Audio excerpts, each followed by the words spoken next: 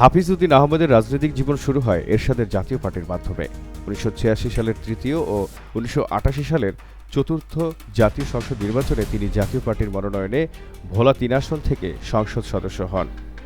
এরশাদের পতনের পর ১৯৯১ সালের পঞ্চম জাতীয় সংসদ নির্বাচনে ভোলা ৩ আসন থেকে স্বতন্ত্র প্রার্থী হিসেবে তিনি সংসদ সদস্য নির্বাচিত হন। ১৯৯২ সালে তিনি ক্ষমতাসীন বিএনপিতে যোগ দেন।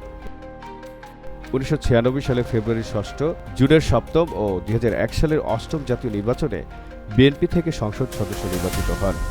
স্বল্পস্থায়ী ৬ষ্ঠ জাতীয় সংসদে খালেদা জিয়ার দ্বিতীয় মন্ত্রিসভায় তিনি বাণিজ্য প্রতিমন্ত্রী হন। তিনি ওই পদে ছিলেন মাত্র ১০ দিন।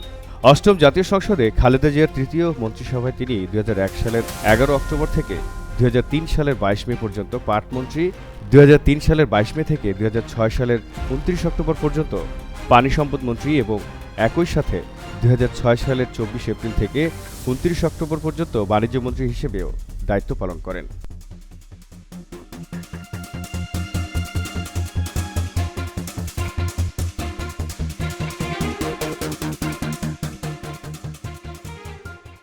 ত্রয়োদশ জাতীয় সংসদ নির্বাচনের পর গত ১৭ ফেব্রুয়ারি তারেক রহমানের মন্ত্রিসভায় তিনি মুক্তিযুদ্ধ বিষয়ক মন্ত্রণালয়ের মন্ত্রী হন। পরে সংসদের স্পিকার হন। প্রধানমন্ত্রীর পর তার অবস্থান।